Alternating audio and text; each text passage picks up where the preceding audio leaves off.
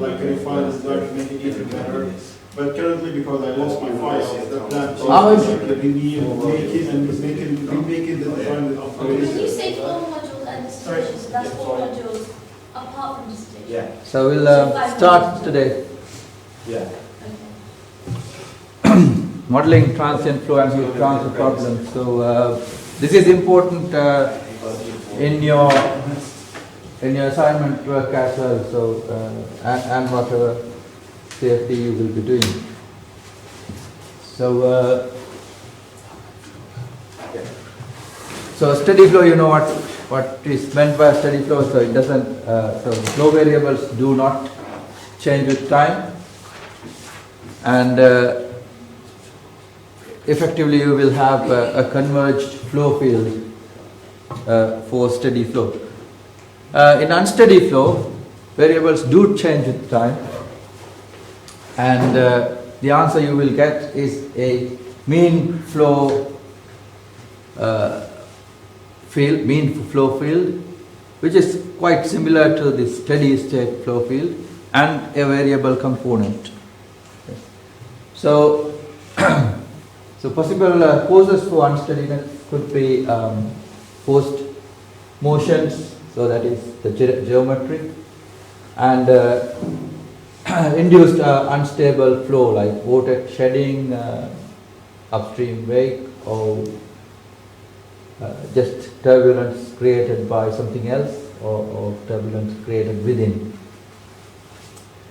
And then we will look at heat transfer. So that's convection, radiation problems basically. Yes. So we'll see what entails that. So why do we need transient flow? Because nearly all flows are transient anyway. So in steady state assumptions, you ignore unsteady fluctuations, and you get an ensemble average solution, or time averaged solution, meaning so you iterate for long period of time, you get fluctuations, but you get a straight line of a mean value for your answer, and averaged over time. So why do you use steady state? In steady state solutions, your time or computational cost and time will be less than unsteady state solution, and it's easy to post process and analyze because you get screenshots in a sense. So if it is unsteady, you will have to get videos or time dependent solutions. And but having said that, many applications require resolution of transient flow. So for example, aerodynamics, rotating machinery, multi-phase flows, and if the domain changes, deforming domains, for example, you're pressing something, and you have unsteady heat transfer as well. So the heat fluxes could vary. So depending on that, you will have solve an unsteady problem. So there are two types of unsteadiness. One is the natural unsteadiness, and the other one is the forced unsteadiness. So natural unsteadiness can happen due to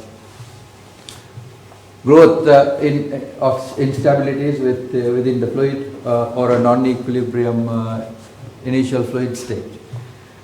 Examples are natural convection flows, turbulent eddies, fluid waves, gravity waves, etc. And forced unsteadiness they are because of time-dependent boundary conditions, source terms that would fluctuate, or unsteady flow fields. So examples are like flow in a nozzle, rotor-stator interaction in a turbine stage, and so on. So these are two examples. The two pictures. One is called Kelvin-Helmholtz cloud instability, rotor-stator interaction. The other one is the rotor-stator interaction in an axial composite.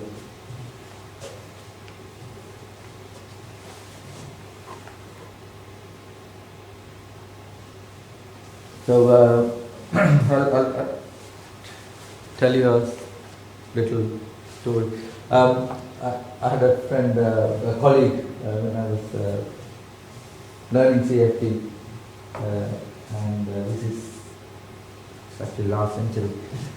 So he's from Germany, and his mom asked, "What are you doing as your PhD study?" So he pointed out the cloud and said, I'm trying to model that. So he's doing a larger simulation. So if you want to model a cloud, so that would be very large simulation. Again, unsteady. Mother said, good luck with that. So, but we are doing it anyway now. Yes.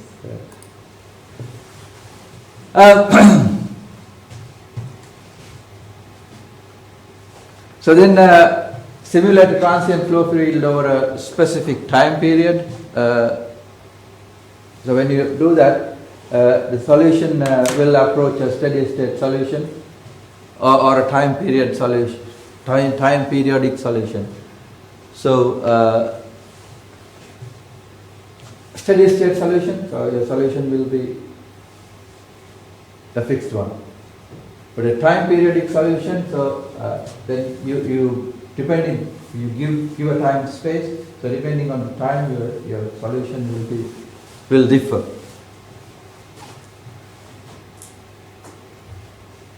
So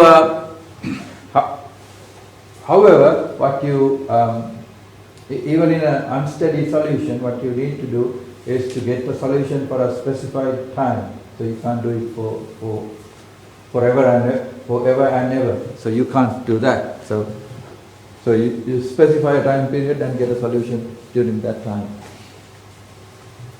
So examples are free surface flows, moving shock waves, etc. So quantities of interest can be natural frequencies, time average, and RMS values. RMS means root mean square values. Yes. And time related parameters like time required to cool a hot solid. So that's a specified time, isn't it? And then then you could get some spectral data as well, like fast Fourier transforms and so on. So we'll look at a problem. So this could be a transient simulation. Now the solution would be something like this. So this would be a variable. This is time. Yes. So converged. You can't say actually converged. So steady. So once you have come to a solution in a transient problem, you will see a solution like this. So the specific time period should be, so the smallest time period should be that. Yeah. So that's your time period of the solution. So within the time period, you have loops within the time period. Yes. So this is not a solution. This is not a solution, but one of these should be solution. So that's you do that for a total time of 20 seconds. So time step would be 2 seconds, and coefficient loop would be 5. So within one time step you have coefficient loop of 5. Yes. So if it is a steady state problem, you don't have this coefficient loop thing. So you just iterate over time steps. Yeah. So calculation wise, this is equal to like if you equate this to a steady state solution, steady state problem, this is equal to solving like 100 steps. Yeah. So here you go only 20 time steps. So total time of 20. Yeah. So times 5 would be 100 calculations. Yeah. So when you set up for unsteady, so I'll ask this question now. The problem you are solving, you are going to solve, like the assignment one, will it be, what is better, unsteady or steady?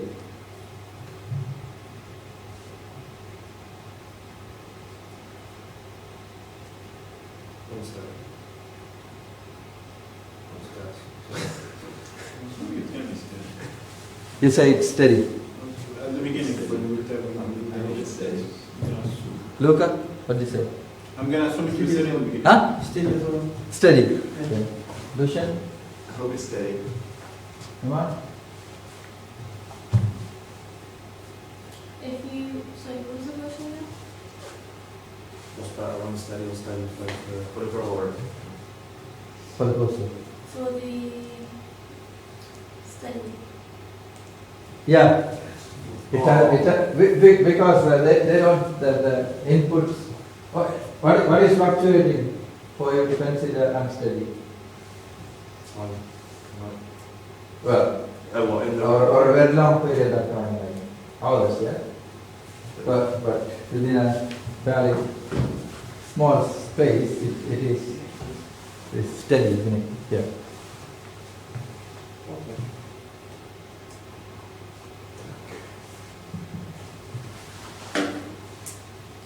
So when to start up the problem, you start it up as a steady, then set the analysis type to transient. Yeah. So if you change from steady state to transient, and specify the transient time duration to solve and the time step size. So we talked about this in the last one. You have to set up the time step and the transient time and the time. And then you set up the physical models and boundary conditions as usual. Boundary conditions may change. Yeah. So if the boundary conditions change, you need to give the boundary conditions in a data file, or you have to specify it. Yeah. Then you have to prescribe initial conditions, assign solver settings, configure transient result files, and stats and monitor points, etc., and then run the solver. You do the same thing, but you set it up slightly differently.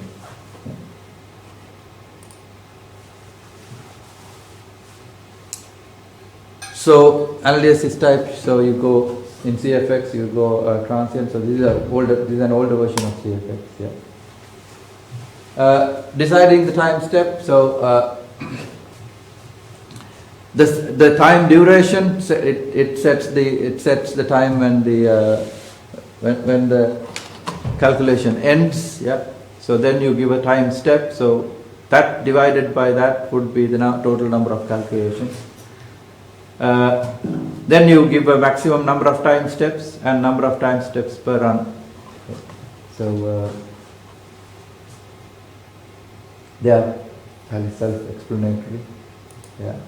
Yes. So you need to set the time step size. So that controls the spacing in time between the solution points. Yeah. So options could be 0.001, 0.0102, etc. So these are different formats. And then you can have adaptive time steps. So that means when the solution goes on, so your initial time step would have been different, wouldn't have been ideal. Then it adapts, the solution adapts itself. So that will give you a good answer. It is kind of learning on the fly, but it can give you a completely wrong answer as well if you use adaptive. Okay. So when you take Now these are two scenarios. One, so that is the actual variable transient, yes, and that should be the true solution. Now, if you have smaller time steps, you can catch this change in variable fairly well. But if a time step is too big, you won't catch it properly.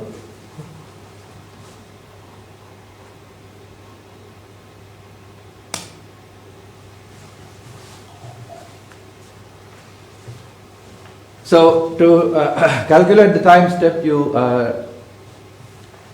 you decide the Courant number. The Courant number is velocity times the time step divided by the element size. Yeah.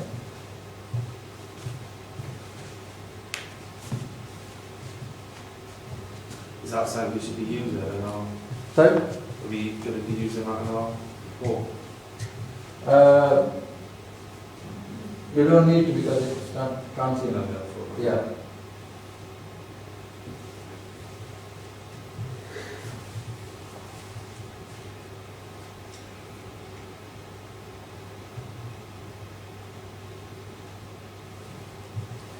So the idea is if the velocity times time step is too large, means if you have a large Courant number, what does that mean?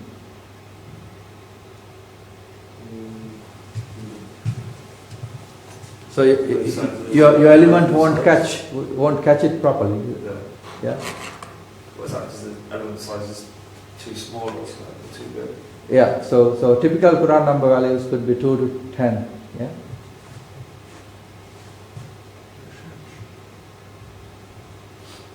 But a smaller time step will definitely improve convergence. Yeah.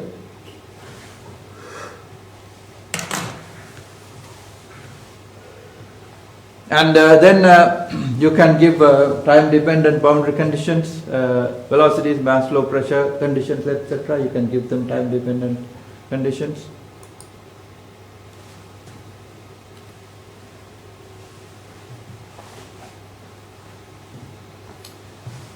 So you can, the Fortran means you can write Fortran subroutines to the program if you need. Yeah.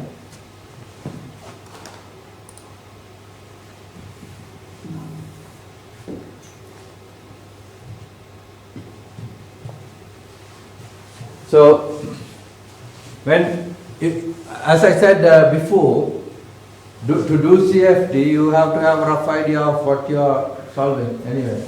So, like, you can't completely ask the black box to solve a problem for you unless you don't know. I mean, you should know what you are solving. Like, when you give an initial velocity, initial boundary conditions, etc., you should roughly know what outputs you should get. Okay? Otherwise, you will get answers that are physically not possible.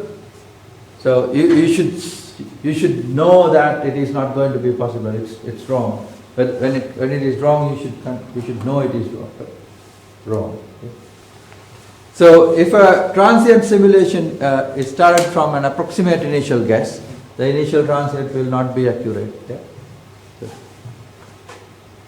The first few steps will not converge, but here you will get a converged answer.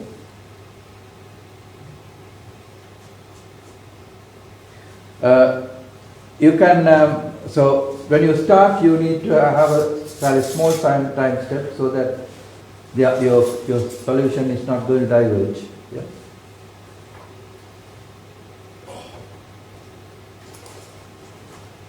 And these bits have to be ignored as your solution. The first few steps. Yeah.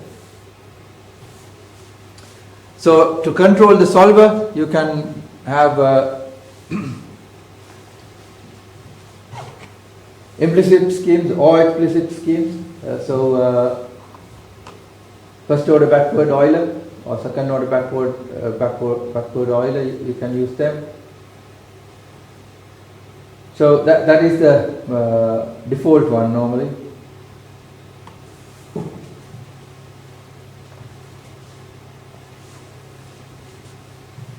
And you can start with the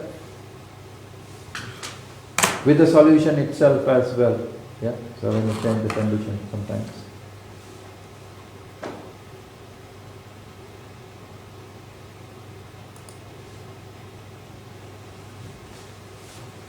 So then you have defined minimum maximum coefficient loops. Within a loop, you should try to get it converged within 3 to 5 loops in one's time step.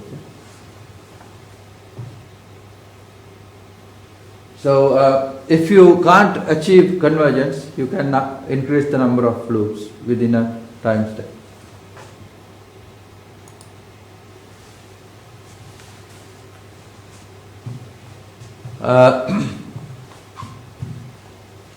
Transient results, you can have you will only get a final result file, but you can, if you need, you can output every time step or every interval and so on. Yeah. Or you can, but the problem with transient solution is your output file will be huge. Yes. So, for example, now if you have a steady state solution, and if you have a transient solution for say 10 seconds of 2 second time step, so that would be 5 times the steady state solution size, isn't it? So will then take longer as well to converge? Not necessarily. Depends on the number of because you have calculations within the loop, it converges. But and sometimes some problems, if your boundary conditions are not transient, yes, you could reach a solution fairly quickly as well. It depends. But yeah, theoretically, steady state solutions are easier problems. It should converge quickly.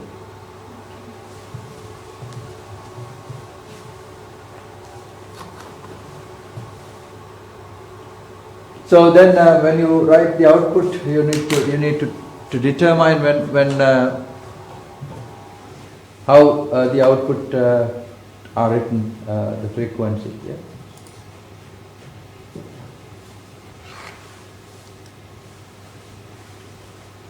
So then you have transient stats used. So they use to generate running statistics for solution variables, and then you get their means, arithmetic means, RMS, minimum, maximum, etc. So when you have a fluctuating result, you have the RMS value, minimum, maximum, and the standard deviation as well. Then you need to pick the variation of variables of interest, and the start and stop iteration. That list defines when to begin and when and collecting stats.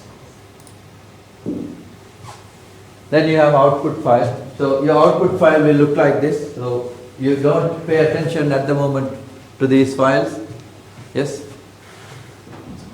Yeah. So that this is the number that which tells you whether it is converged or not. So in a converged solution, so this number should have gone to 10 to the minus 5 generally. Yeah.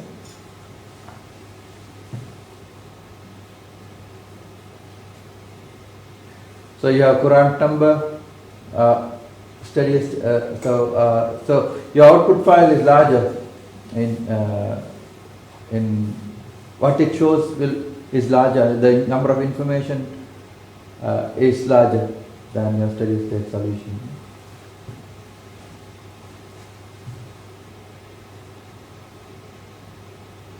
You can do some RMS and maximum residual plots and see whether it's converged also. So that's all about transient problem solving or unsteady. Right. Then we'll talk about heat transfer. So heat transfer. Problem or a common problem could be a turbo machinery. Heat transfer has a close relationship between the flow field and thermofluid field.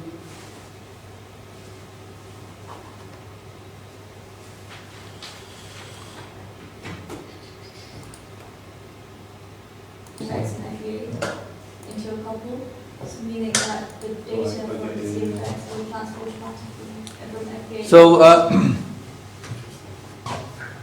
So in reality, one has to consider heat transfer in solid to fully coupling and solving the problem. So you need to determine how you set up the boundary conditions for heat transfer.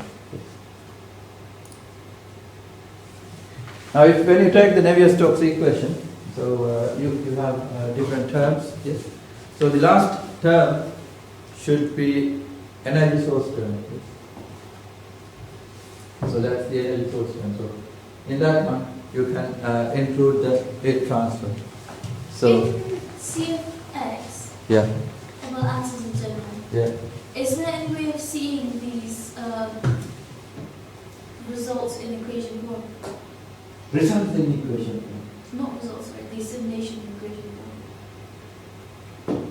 Because, like, the coding is obviously these equations. So could we see that in equation form? Exactly, see exactly what equation. Okay. What you're asking is where you see the theory of what you're doing. Yeah, if you when you go to the help file, in the large help file with the 1,000 page something, Yeah. you have it. I'll show you in the class. Is that specific to what we would do, or is that? Yeah, just you can see what I mean.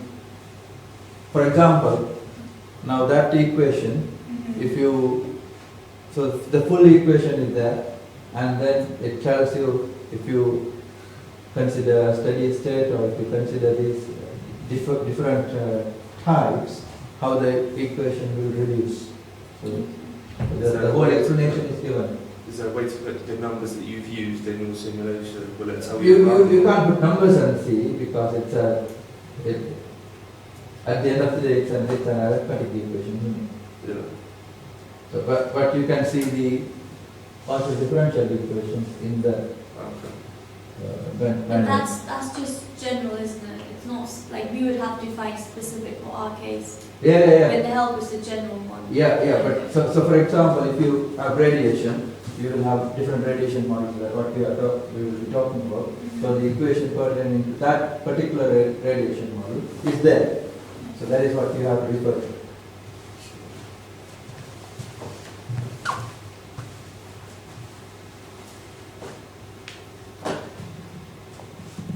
Yeah, so your so that's your energy source term, and then you have your tau here. Okay. So that's the stress. So stress is given as velocity tensor, and this and with an h. So and your h total would be your h time plus half u squared. So that's your total enthalpy.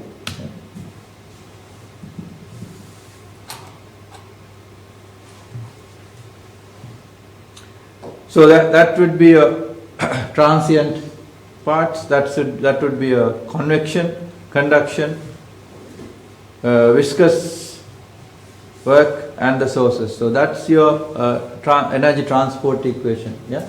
So you have to write the energy transport equation because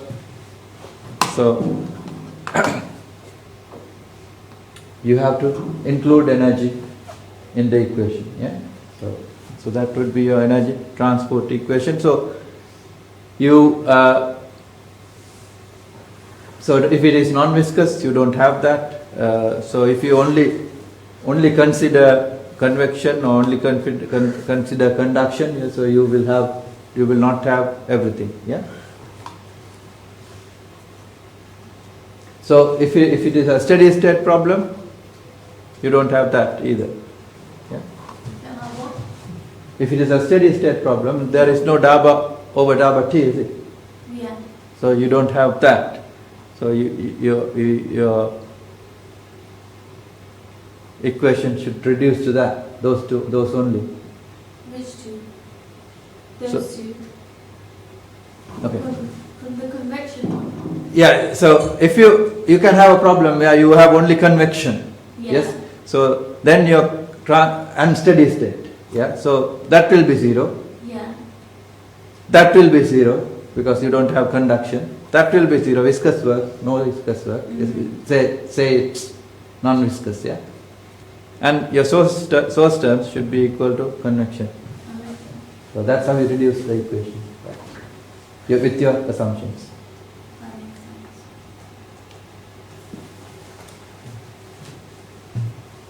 So, see, you have isothermal cases. You can have thermal energy, or you can have total energy. Yeah. So those are the types you can model.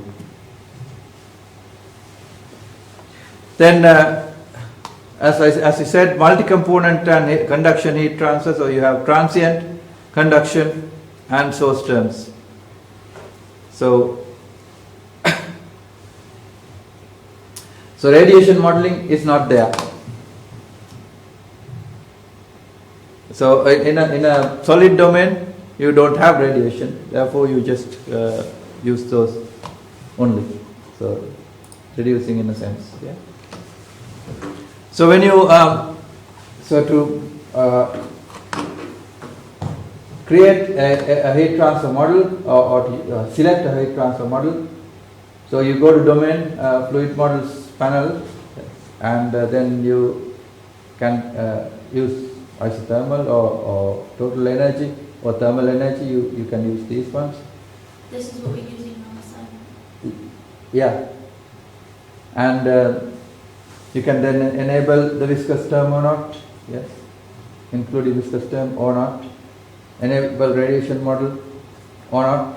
So that's another one. So when you use radiation model, your calculation will become very large. Okay. So don't use radiation at the start. Once you have got a solution only, if you want to add radiation, add radiation. Yeah? If you want to. How will you? Okay. Okay, that makes sense.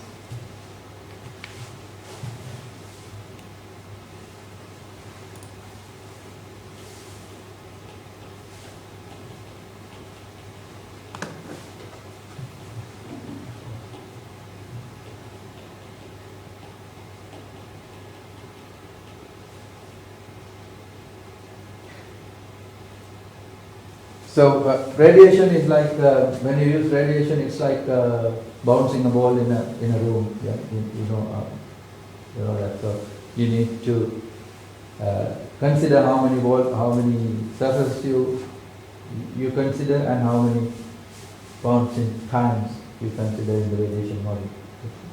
We said that. You have to decide that. But if you want to include minimum, radiation, do minimum. Otherwise, you will have to do long calculation and your answers may not be correct either.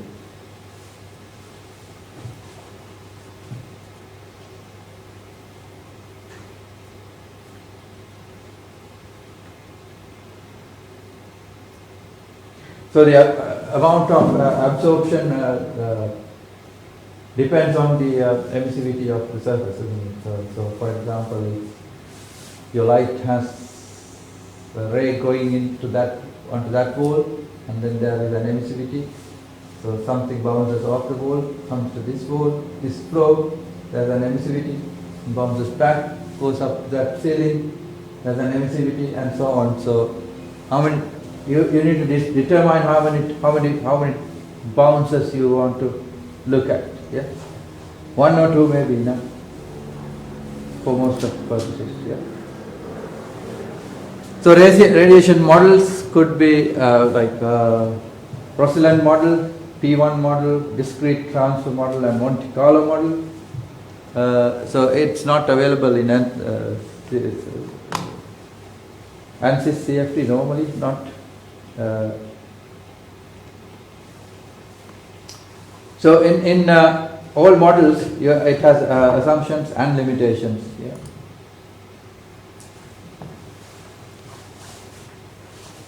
Then you need to determine the optical thickness if you use radiation. So optically thin means it is transparent, optically thick means it's translucent or opaque. For if it is optically thick, P1 model is good. So the computational effort is quite less. So for optically thin models, you need to use Monte Carlo. The Monte Carlo method is better. And the surface-to-surface modeling is available using Monte Carlo method.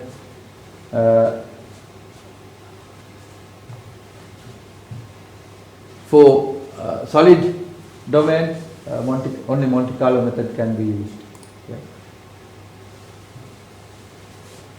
So heat transfer boundary conditions, how to apply heat transfer boundary conditions? So inlet, you can give a static temperature or total temperature or total enthalpy. Outlet, no details. Yeah.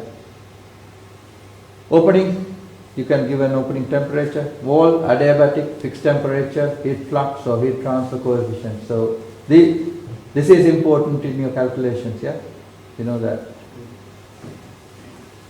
And then you need to look at radiation quantities as well, local temperature, external black body temperature, etc. Yeah?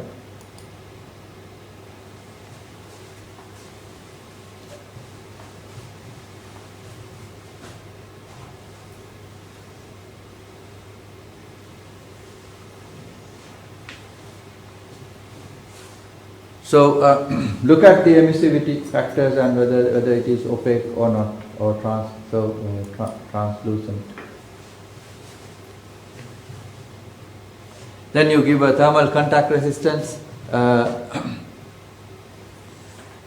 for similar to thin wall modeling. Use heat transfer. You can check heat transfer in here. Right, so that's for radiation. So then you have what is called circulation model convection to remember. Sorry, with radiation, is that only in unsteady state? But that can be steady state as well?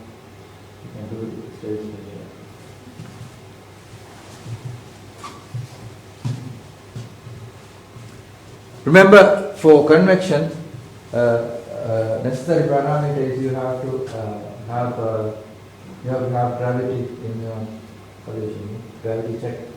Otherwise, gravity check. You need to check gravity. How do you check? Oh, there's a box. Yeah.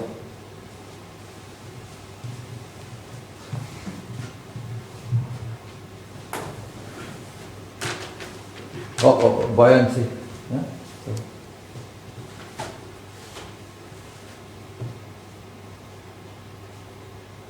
So buoyancy happens because of the difference in rho, yes?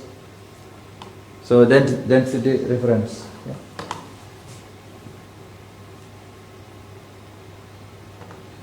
So by default, what is called Bosinesque model will be used for buoyancy. Yes.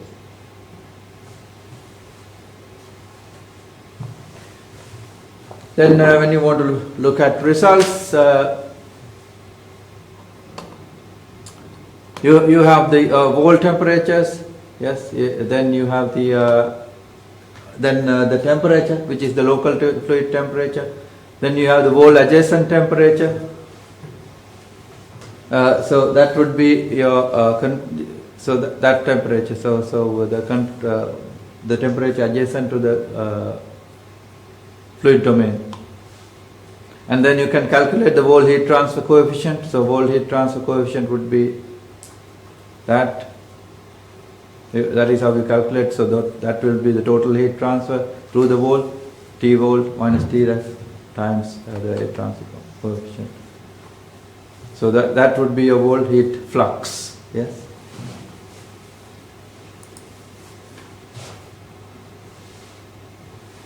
Then you can calculate the wall radiative heat flux as well, and wall irradiation heat flux.